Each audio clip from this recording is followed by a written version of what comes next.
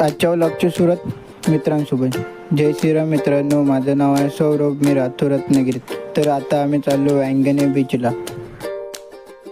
त्यानंतर आलो petrol पंपाला. 200चं petrol टाकून आम्ही निघालो.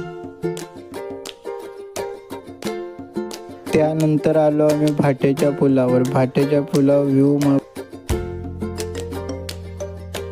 खरं तर मित्रांनो, बाहेर फिरायची मजा मित्रासोबतच असते. फायनली मित्रांनो, मी पोचलोय बीचवर. बीच खूप सुंदर आहे. तुम्ही पण या बीचवर व्ह्यू बघा पाठचा कसा आहे बीचचा.